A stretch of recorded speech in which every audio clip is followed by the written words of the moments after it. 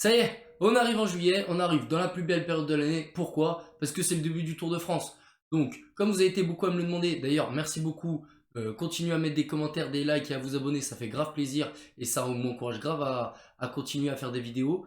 Donc, comme vous étiez beaucoup à me le demander, je vais vous faire une vidéo récapitulative par rapport au parcours du Tour de France. Quels sont les points clés, quels sont les points chauds, quelles sont les étapes à ne pas manquer. C'est tout de suite dans cette vidéo.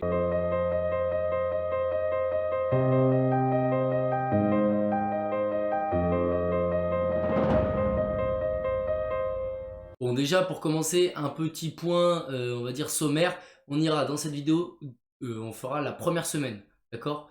Donc la première semaine pour moi, c'est celle qui va de l'étape 1, du premier vendredi, au deuxième dimanche, donc l'étape 10. Donc entre cette étape 1 et cette étape 10, on aura une journée de repos pour le retour en France, puisqu'on démarre tout simplement du Danemark et de Copenhague. Premièrement, si je devais résumer cette semaine, en un mot, je dirais pas l'avantage des grimpeurs. Ça fait 5 mots, pas un. Oui, mais un mot, c'est une image, c'est pour dire, voilà, un résumé court, rapide, en plus tu sais pas compter, ça fait 6. Bon, pas 5. Bref, je disais, donc du coup, cette première semaine, dès le premier jour, déjà, c'est pas l'avantage des grimpeurs. Pourquoi? Bah déjà, parce qu'on aura un contre-la-montre de 13 km dans les rues de Copenhague, un contre-la-montre tout plat, qui donc du coup, va forcément désavantager les grimpeurs. La seconde étape, elle sera ultra venteuse, une arrivée à Nyborg et un final avec 7. Ça fait 7 mots, pas l'avantage des grimpeurs si tu comptes le L apostrophe. Mais t'es encore là-dessus, toi? J'ai eu le temps de présenter 2 étapes, t'es sérieux là? Ouais, mais au moins ça permet d'être plus juste dans la vidéo, tu vois. Bon, si je te dis que la première semaine, elle est piégeuse, ça te va? Donc, je disais, la seconde étape, elle est ultra venteuse, notamment le final, puisqu'on prendra un pont qui relie 2 îles, en fait, du Danemark. Le Danemark, c'est un Madil, un petit peu. Donc, elle relie 2 îles. Le pont, il fait 18 km et il passe par le détroit du Grand Belt. Donc, si là, on n'a pas de vent, ou en tout cas, il n'y a pas des risques d'y avoir du vent, il n'y aura jamais de risque d'avoir du vent. En plus, tout le début de l'étape, il se passe sur les côtes, etc. Donc, ça va être intéressant, parce que j'ai pas précisé, mais le pont est dans les 30 derniers kilomètres. Il fait 18 km dans les 30 derniers. Donc oui, c'est important. Et le début, entre le début et l'arrivée, on sera toujours en prise au vent, puisqu'on sera, en tout cas, pas loin des côtes.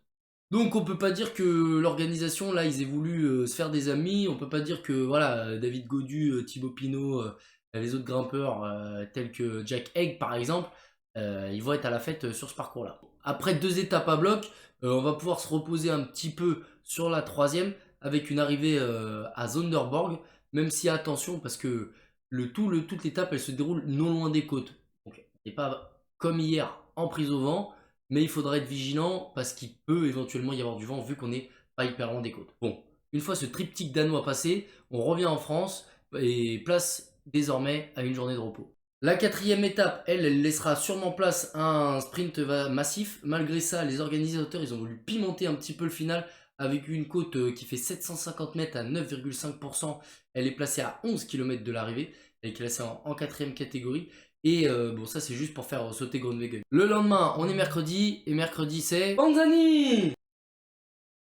Le mercredi, c'est pavé, une étape clé. Panzani, pavé, ça va, ça se ressemble, on était pas loin, on était dans le thème. En tout, on aura 11 secteurs pavés représentant 19,4 km sur les 74 derniers. C'est probablement l'étape où il peut se passer le plus de choses sur ce Tour de France, comme celle où il peut se passer le moins de choses. On se souvient forcément de 2014 avec Nibali, avec Contador, avec Pinot, avec la pluie.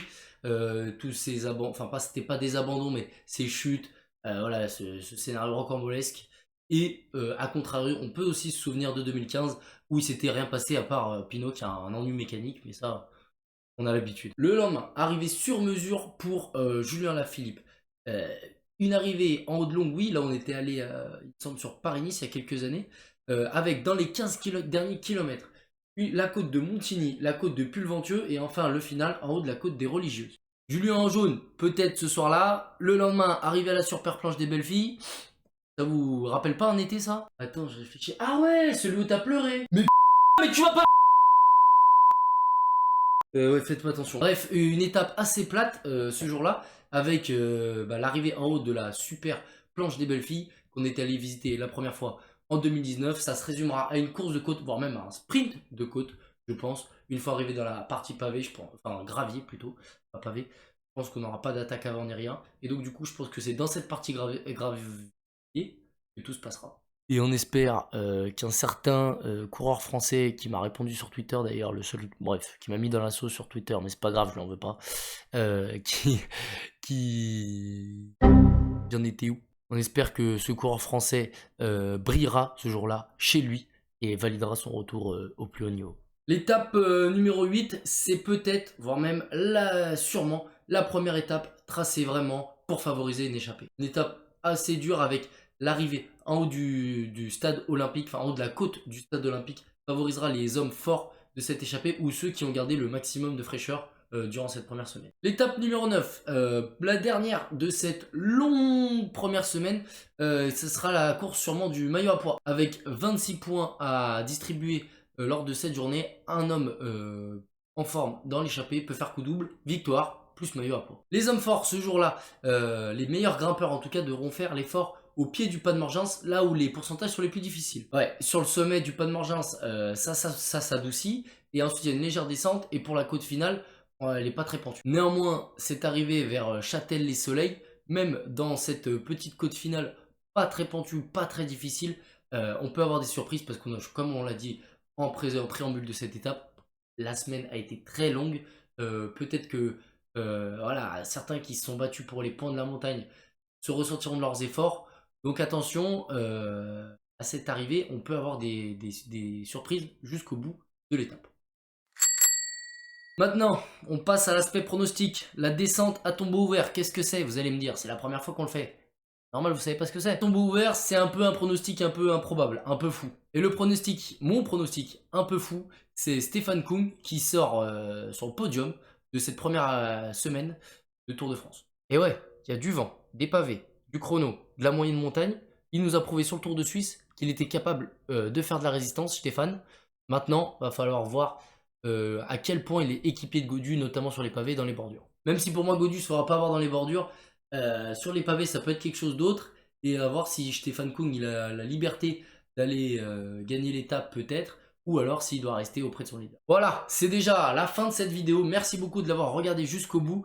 N'oubliez pas le like, l'abonnement, le commentaire, n'hésitez pas aussi à me dire ce que vous pensez du tracé de cette première semaine, de qu'est-ce qui va se passer dans cette première semaine, voilà, de la pluie, du beau temps, et surtout de la canicule, là où on a un peu chaud en ce moment. Enfin bon, on n'est pas là pour parler de ça. Moi je vous dis à la prochaine. Ciao.